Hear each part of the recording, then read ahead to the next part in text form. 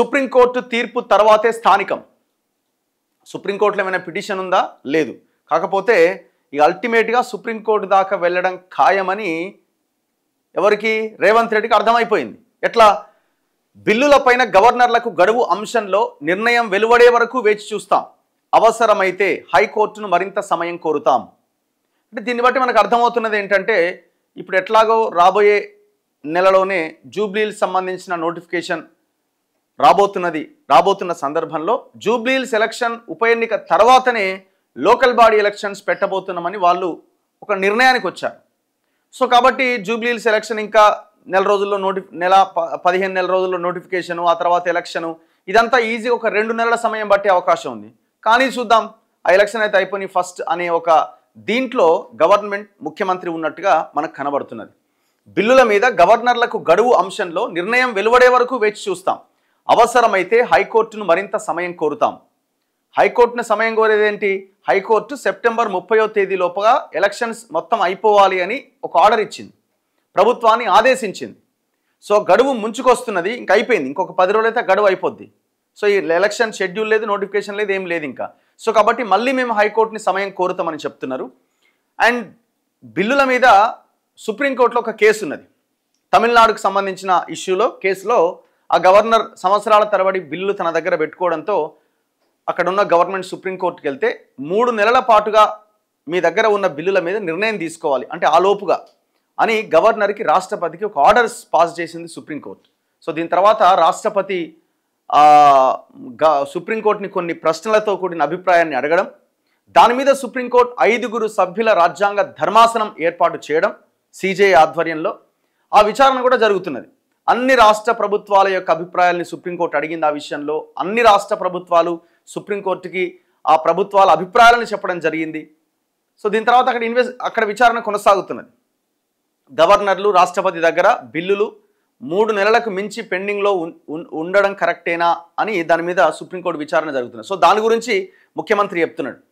కాళేశ్వరం పైన సిబిఐ దర్యాప్తునకు కేటీఆర్ అడ్డుపడుతున్నారు, ఆయనకు కిషన్ రెడ్డి సహకరిస్తున్నారు. బీఆర్ఎస్కు మేలు చేయాలని రాష్ట్రంలో యూరియా కొరత కేంద్రం సృష్టిస్తోంది. మెట్రో రైల్ 2వ దశకు ఎల్ఎన్టీ సహకరించాల్సిందే. 2018 ఎన్నికల్లో తెలంగాణలో కూడా ఓట్ల చోరీ, మంత్రిగా మైనార్టీకి అవకాశం ఇస్తాం, మీడియాతో ఇష్టాగోష్ఠిలో ముఖ్యమంత్రి రేవంత్ రెడ్డి.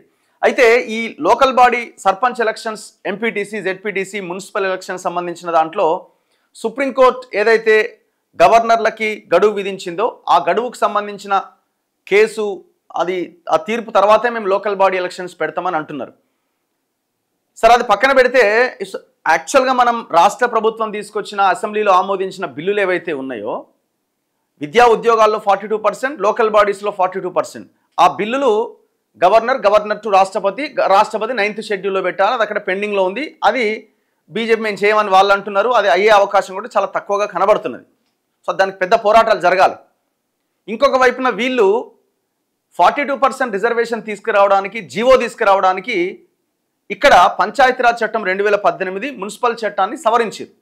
ఆ సవరించిన దానికి సంబంధించిన ఆ 2 బిల్లుల కంటే ముందే ఒక ఆర్డినెన్స్ తెచ్చిరు. కానీ గవర్నర్ ఆర్డినెన్స్ మీద సంతకం పెట్టకుండా రాష్ట్రపతి పరిశీలనకు పంపారు. అది అట్లా పెండింగ్ ఉంది. సో అది పెండింగ్లో ఉండగానే అసెంబ్లీలో ఆమోదించి ఆ చట్టాలను సవరణ చేస్తూ గవర్నర్కి పంపించారు. అది కూడా పెండింగ్లోనే ఉంది.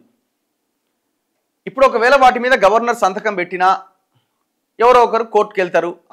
అంటే జీవో తెస్తే జీవో మీద హైకోర్టుకు వెళ్తారు. హైకోర్టు ఒకవేళ అటు ఇటు అయితే మళ్ళీ సుప్రీంకోర్టుకి వెళ్ళాల్సి ఉంటుంది.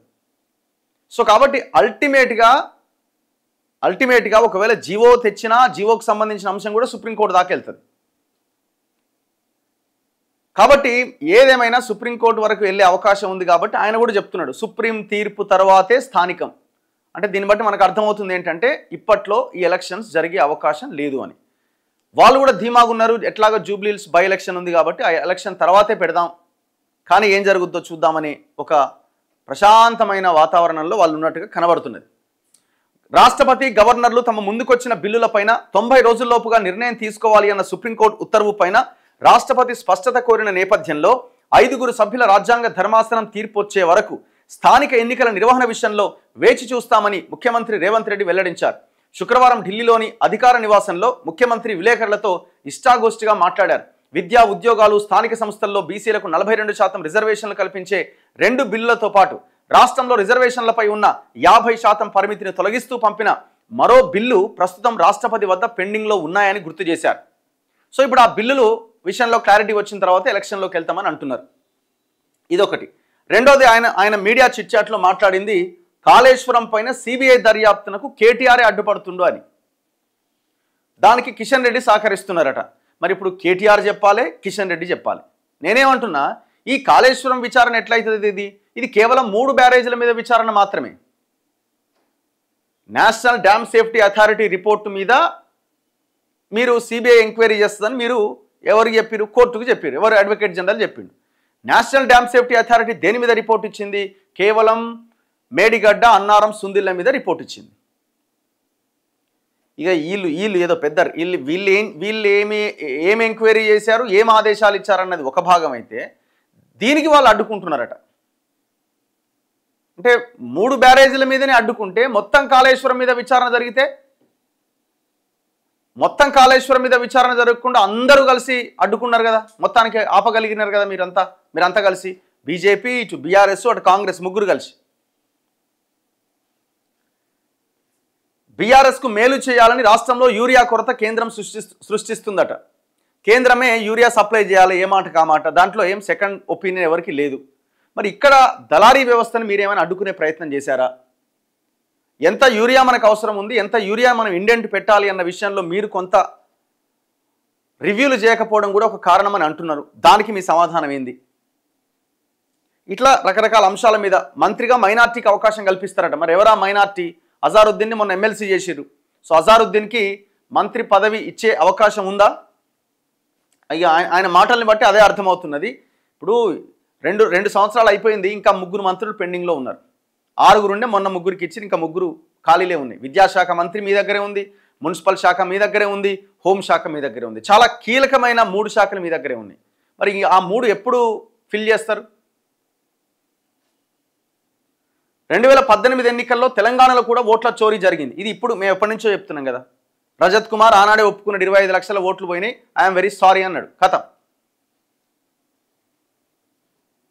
సో ఇట్లా నిన్న మీడియాతో చిట్ చాట్లో ఆయన మాట్లాడడం జరిగిందట.